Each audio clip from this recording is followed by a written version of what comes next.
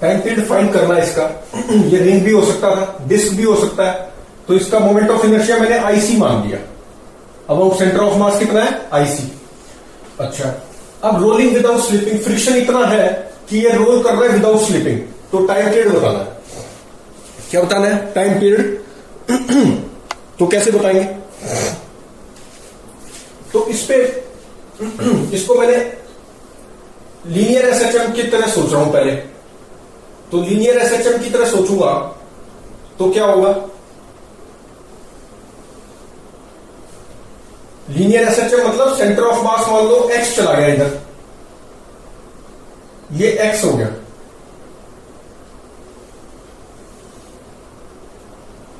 This is x. अब ये मान लो ए बी था, तो ये बी कहां आ गया, ए कहां आ गया, और ये हो गया थीटा। तो बिकॉज रोलिंग विदाउट स्लिपिंग हो रही है। अच्छा, इसमें अब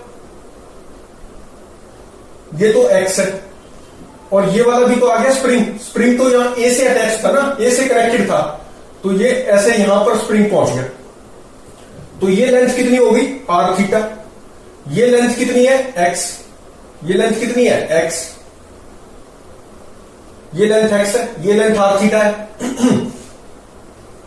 एक्स किसके इक्वल है, आर थीटा के, बिकॉज नो स्लिपिंग। रोटेशन में हम ये पढ़ चुके हैं। अब क्या होगा, तो इस पे अब टॉर्क लगेगी। टॉर्क कैसे लगेगी, अच्छा, इस पे फोर्स कितनी लग रही है इधर, ये ऐसे फोर्स लगेगी कितनी, के एक्स प्लस आर थीटा। अच्छा, आर थीटा एक्स के इक्वल है, तो ये के 2x हो जाएगा। दिस इज इक्वल टू के इंटू 2x। अच्छा, अब ये कितना है, आर। दिस इज आर ना, तो ये टॉर्क लग जाएगी इस पे। अच्छा, ट्रांसलेशन मोशन में क्या लिखेंगे, अब ये ऐसे हो चुका है, तो स्टैटिक फ्रिक्शन किधर लगेगी, इस डायरेक्शन में लगेगी, एफएस। तो कितना हो जाएगा, अब ये थीटा है, तो ये भी थीटा हुआ। अगर मैं यहां से ऐसे कर दूं तो ये 90 माइनस थीटा, 90 माइनस थीटा, ये भी थीटा हो गया। तो ट्रांसलेशन मोशन के लिए क्या लिखेंगे, ट्रांसलेशन मोशन के लिए लिखेंगे के एक्स प्लस आर थीटा। इसको लिख दिया मैंने एक्स, तो मतलब 2kx हो गया है। तो 2kx माइनस, अच्छा, 2kx कॉस थीटा, ठीक है, this minus F S is equal to M A. This minus F S कितना होगा, हॉरिजॉन्टल में इसकी एक्सेलरेशन होगी कि नहीं होगी, 2kx cos theta minus F, M A centre of mass होगा ना। यहां क्या आएगा, acceleration of this centre of मास।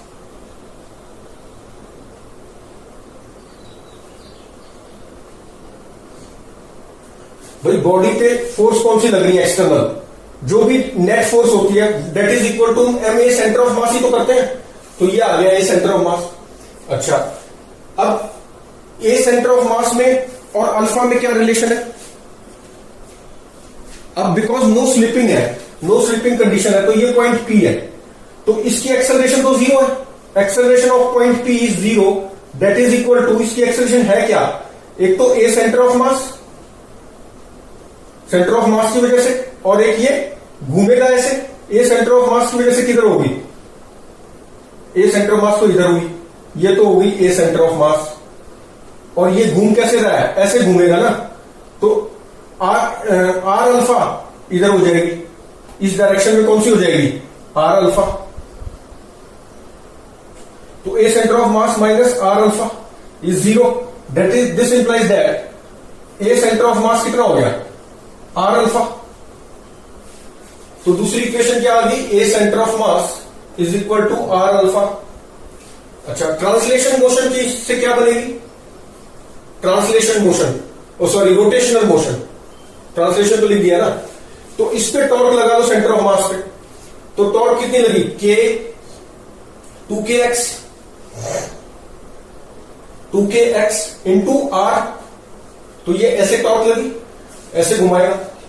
अच्छा, और कौन सी टॉर्क लगेगी, एम जी यहीं से पास हो रही है, नॉर्मल यहीं से, इनकी टॉर्क नहीं लगेगी, एफ एस की लगेगी, तो ये सेम डायरेक्शन में है, तो प्लस एफ एस आर हो गया, that is equal to I centre of mass into alpha.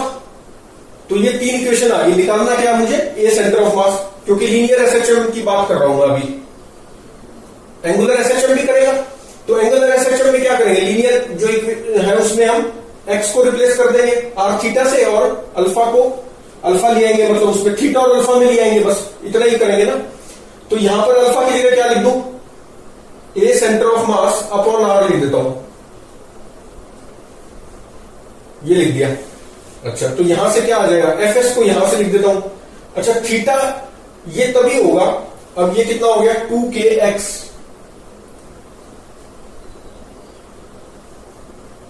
Are plus F S को यहां से लिख दिया मैंने 2kx cos theta, F S को क्या लिख दिया 2kx cos theta minus M A से M A centre of mass, ये एफ एस हो गया, इंटू आर भी है तो ये आर भी आ गया,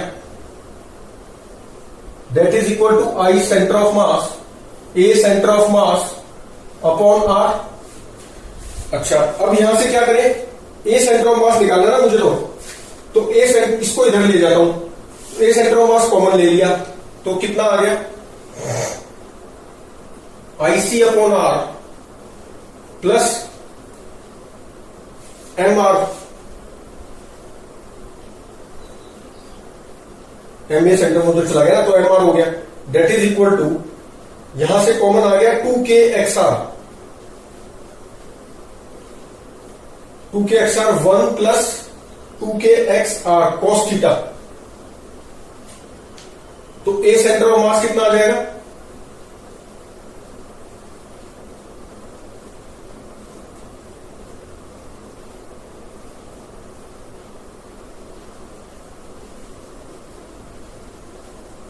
ये आ गया। अब ए सेंटर ऑफ मास किसके, एक्स है ना, तो ये ओमेगा स्क्वायर एक्स होना चाहिए, तो यहां पर वो कब हो सकता है, जब थीटा बहुत स्मॉल हो, क्योंकि इसको हमें रिप्लेस करना पड़ेगा, तो थीटा बहुत स्मॉल होगा, तो इसको क्या लिख सकता हूं, थीटा टेंड्स टू 0, तो cos 0 1 के बराबर हो जाएगा, तभी एसएचएम हो पाएगा। तब कितना हो जाएगा, ये 2 2 जा 4 हो गया, तो ये 4 बन जाएगा और ये हट जाएगा। अगर ये ज्यादा है, मतलब टेंड्स टू, थीटा थोड़ा ज्यादा है, टेंड्स टू 0 नहीं है, तो फिर एसएचएम मोशन नहीं हो रहा, क्योंकि थीटा इज ऑल्सो वेरिएबल, तो ये क्या होगा, तभी होगा जब थीटा स्मॉल होगा, थीटा ज्यादा होगा, तो ये is not directly, is not equal to omega square X type नहीं आ रही, तो एसएचएम कब होगा, व्हेन थीटा टेंड्स टू 0, तो इसको 1 लिख सकते हैं, फिर ये हो जाएगा 4kxr, ये हट जाएगा, 4kxr अपॉन, ये आ गया IC by R, 4kxr upon ICM by R, ये चीज आ गई। अच्छा, यहां से अब क्या करो, ओमेगा निकालो, इसको कैसे लिख सकते हैं, आर से डिवाइड, आर को मैं नीचे ले जाता हूं, आर को नीचे ले जाऊंगा तो अपॉन आर हो जाएगा, तो आर स्क्वायर हो गया, आर से आर कैंसिल हो गया, तो ये आ गया, तो यहां से ओमेगा क्या आ गया, ओमेगा कंपेयर करेंगे तो क्या आएगा, under root of 4k upon m plus IC by R square, तो ये आ गया हमारा ओमेगा।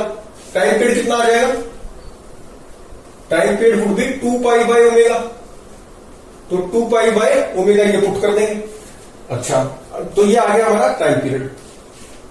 अच्छा अब इसमें अगर एंगुलर एसएचएम से करते तो ए सेंटर ऑफ मास के लिए क्या लिख दो, आर अल्फा लिख दो, यहां क्या लिख दो, आर अल्फा। एक्स की जगह क्या लिख दो, आर थीटा लिख दो। एक्स कितना है, आर थीटा के बराबर, ये कितना था, X equal to R theta. यहां से क्या होगा, आर कैंसिल हो गया, 4k थीटा, तो यहां से भी ओमेगा क्या आएगा, अब ये ओमेगा स्क्वायर थीटा हो जाएगा। तो ओमेगा फिर से वही आ गया, टाइम पीरियड क्या है, सेम है।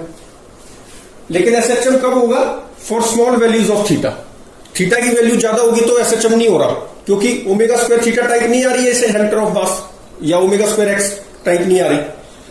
अच्छा इसमें क्या होता है, अभी हम बिकॉज रोलिंग विदाउट स्लिपिंग थी, पिछले क्वेश्चन में भी और इस क्वेश्चन में भी पी पॉइंट के अबाउट भी टॉर्क लगा सकते थे।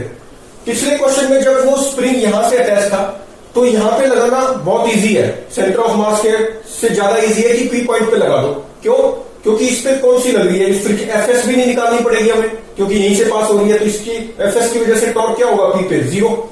तो सिर्फ किसकी वजह से होगी, स्प्रिंग की वजह से निकालनी पड़ेगी।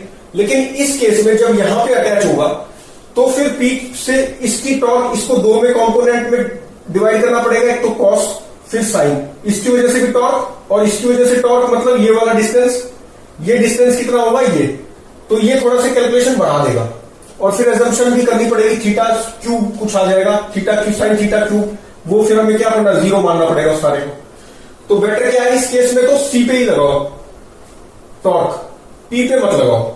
और पिछले वाले क्वेश्चन में पी पे ज्यादा इजी, बिकॉज दो इक्वेशंस में ही हो जाएगी, ट्रांसलेशन मोशन की इक्वेशन लिखने की भी जरूरत नहीं है। तो इस तरह से हम इसको सॉल्व कर लेते हैं।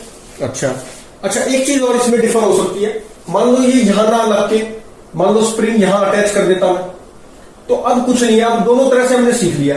तो यहां अटैच करता तो फिर ये यहां अटैच करता तो कैसे होता, देखो अब बता देता हूं थोड़ा सा। अगर इसको यहां अटैच किया जाता तो फिर ये कैसे होता, एक्स तो ये ले लेते, ये तो एक्स हो गया, और फिर ये यहां से ऐसे गया होता खिंच के, और ये फिर से थीटा ही होता, और ये आर, ये कितना होता, एच होता, ये है एच, ये एच था ना, तो ये तो एच हो गया, और ये ऐसे है, ठीक है, और ये थीटा है। और जैसे यहां पर हॉरिजॉन्टल में हमने थीटा लिया था, अभी भी ये थीटा होगा, और फोर्स कैसे लगेगी, ऐसे, और थीटा कौन सा होगा, ये थीटा है, ये 90 माइनस थीटा, तो ये कितना थीटा, और ये फोर्स कितनी, यहां पे आर की जगह एच आ जाएगा, ठीक है। तो k2x नहीं बना, ये बन गया।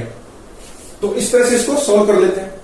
ट्रांसलेशन इक्वेशन में भी दिस इंटू कॉस थीटा फिर करना पड़ेगा, माइनस एफ एस ये होगा, कहने का मतलब एक्स की जगह ये आ जाएगा, और ये डायग्राम बनेगा, ठीक है। इसको भी सॉल्व करके देखना, बिल्कुल सेम कैलकुलेशन है, बिल्कुल सेम, पूरा मैंने बता दिया है। ट्रांसलेशन मोशन में कैसे बन जाएगा, कि ये वाली force X plus H theta into क्या करोगे, कॉस थीटा, माइनस क्या होगा, F S is equal to क्या होगा, M A centre of mass. Same equation है, बस ये एक्स की जगह क्या आ गया, यहाँ एच आ गया। तो इस तरह से, और ये क्या हो जाएगा, थीटा बहुत स्मॉल है तो इसको 1 कर देंगे, दैट इज इक्वल टू 1। तो ये इक्वेशन बन गई, ये बन गई ट्रांसलेशन की। रोटेशन की क्या बन जाएगी, अच्छा रोटेशन की इक्वेशन भी देख लो, सारा ही बता दिया मैंने। ट्रांसलेशन मोशन की होगी, रोटेशन मोशन की क्या बन जाएगी, के X plus H theta, this force into this, तो ये कितना है, ये तो एच के बराबर ही है, तो दिस इंटू एच। टॉर्क में क्या आएगा, K X plus H theta into X, ठीक है, प्लस एफ एस इधर है, F S into R is equal to I centre of mass into alpha. Alpha में क्या है relation, alpha A centre of mass alpha, ये अभी भी वैलिड है, और X equal to R theta, ये अभी भी वैलिड है। तो इनसे सोल्व कर लेंगे, क्या निकाल लेंगे, अल्फा को लिख दो A centre of mass by R, अगर लीनियर कर रहे हो तो A centre of mass by R, तो यहां से एक्स निकाल दो बस, अब एक्स के एक्स प्लस एच थीटा की वैल्यू यहां से लिख लो इसमें, ठीक है, एफ एस भी कैंसिल हो जाएगा, तो सॉल्व करना है ये तो बस। तो इससे हम ए सेंटर ऑफ मास यहां से निकाल लेंगे, ओमेगा आ जाएगा, और फिर 2 pi by omega is our time period. तो बस ये दो इक्वेशन थी, change theta X equal to R theta ही रहेगा। और ए सेंटर ऑफ मास क्या है? A centre of mass is R alpha, ये वही है आर अल्फा। तो इसको बस कैलकुलेशन है, ये सॉल्व कर लेना और करेंगे नेक्स्ट वीडियो में।